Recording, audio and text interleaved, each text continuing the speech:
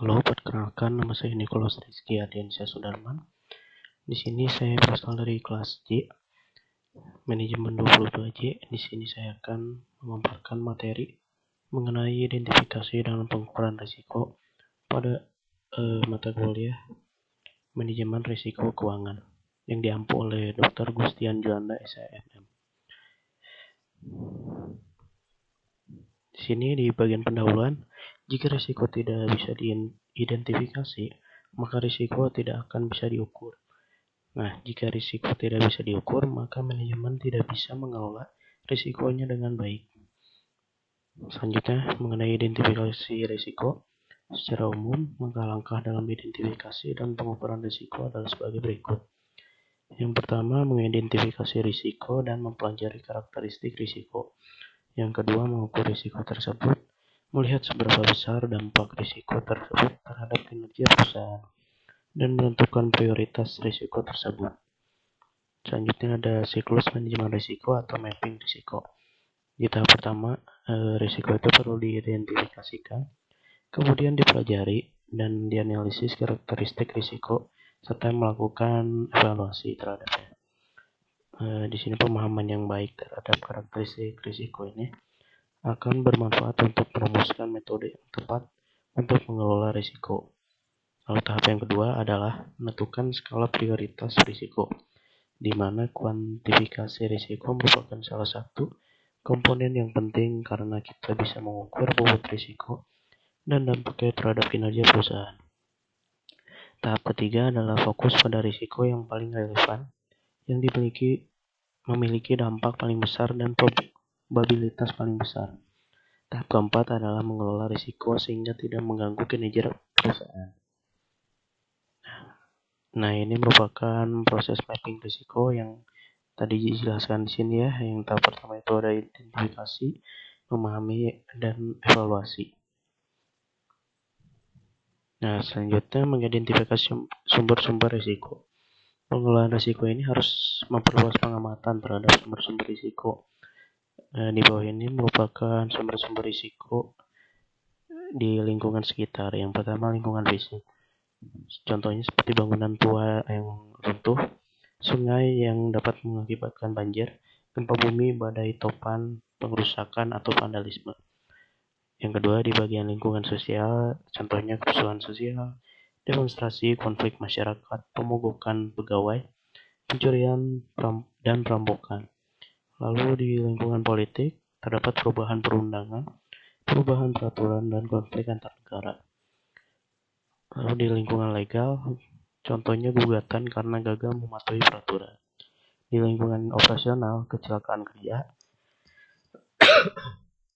kerusakan mesin, kegagalan sistem komputer, serangan virus terhadap komputer.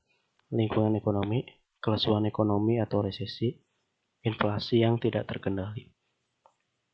Nah, dengan mengamati sumber-sumber risiko, maka kita bisa memperoleh gambaran risiko-risiko apa saja yang mungkin muncul dan membahayakan organisasi. Berikut itu adalah alternatif kategori sumber risiko. Yang pertama, konsumen. Contohnya keluhan dari konsumen yang mengakibatkan kekecewaan dari konsumen yang tidak mau membeli produk perusahaan. Konsumen merasa dirugikan dan kemudian menuntut perusahaan. Yang kedua, supplier. Pasokan dari supplier tidak tepat waktu atau terlambat atau spesifikasinya berbeda. Yang ketiga, pesaing. Pesaing meluncurkan produk baru yang lebih baik. Pesaing menurunkan harga yang bisa mengakibatkan persaingan harga, sehingga menurunkan keuntungan perusahaan. Yang keempat ada regulator. Perusahaan gagal memenuhi peraturan atau perundang-undangan. Nah, di sini ada teknik lain, pendukung identifikasi risiko. Yang poin A, ada metode laporan keuangan. Yang B, menganalisis flowchart kegiatan dan operasi perusahaan. Yang C, menganalisis kontrak. Yang D, catatan statistik kerugian dan laporan kerugian perusahaan. Yang E, survei atau wawancara terhadap manajer. Nah, di sini terdapat ilustrasinya yang dicontohkan, yaitu United Grain Growers, merupakan perusahaan yang bergerak di bidang pertanian di Kanada, melakukan interview atau brainstorming antara manajer perusahaan dengan manajer risiko untuk mengidentifikasi risiko. Dari hasil diskusi, teridentifikasi ada 6 tipe risiko yang penting. Yang pertama, risiko komoditas. Contohnya harga komoditasnya bisa jatuh. Yang kedua, risiko cuaca. Cuaca yang tidak menentu mempengaruhi volume hasil pertanian pada saat panen tiba. Yang ketiga, risiko counterparty, di mana perusahaan gagal memenuhi kontrak kerjasama dengan buyers maupun mitra bisnis lainnya.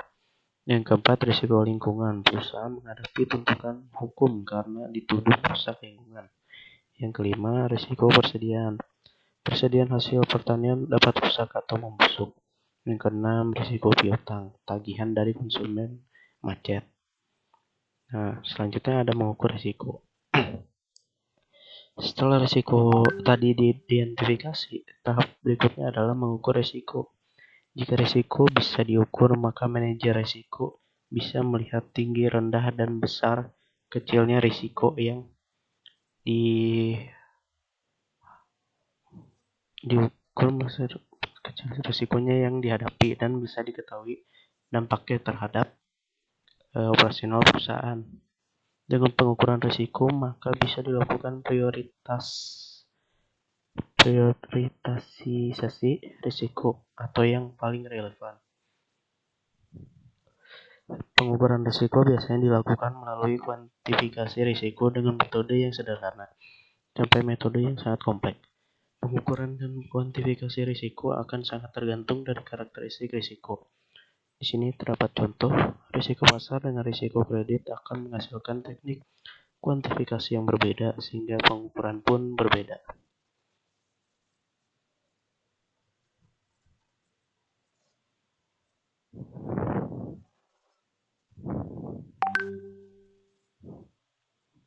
Nah, di sini merupakan tabel pengukuran untuk beberapa risiko.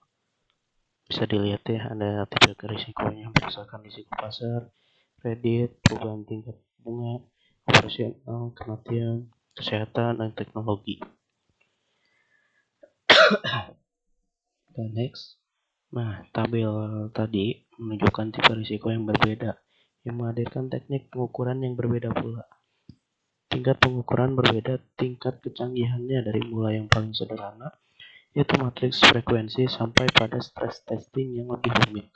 Untuk beberapa risiko sulit dikuantifikasi, misalkan risiko teknologi. Tipe risiko ini menggunakan teknik analisis skenario, yaitu mengembangkan beberapa skenario dan melihat dampaknya terhadap organisasi. Selanjutnya, matriks frekuensi dan signifikansi.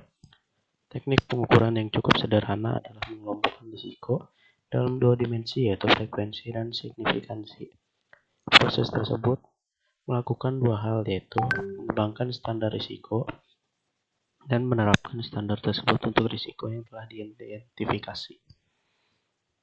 Contohnya, manajer risiko di sini membuat standar frekuensi munculnya kejadian yang merugikan dengan menggunakan 3 kriteria, misalkan frekuensi rendah, sedang, dan menengah, atau membuat signifikansi kerugian dengan normal, menengah, serius. Setelah ditetapkan standar untuk dua dimensi, maka langkah berikutnya adalah menerapkan teknik tersebut untuk menerapkan evaluasi risiko tertentu. Di sini terdapat ilustrasinya, evaluasi terhadap kesalahan manusia atau human error dalam pemrosesan transaksi dengan menggunakan dua standar, baik untuk frekuensi atau signifikansi. Berdasarkan pengalaman masa lalu, kejadian seperti ini sering terjadi. Manusia gampang melakukan kesalahan jika kelelahan atau tidak konsentrasi. Berdasarkan informasi risiko kesalahan, manusia dalam proses transaksi bisa dikategorikan frekuensi tinggi dan signifikansinya rendah. Nah, bagian tersebut berikut meringkas hasil yang tadi tersebut. Contohnya seperti ini.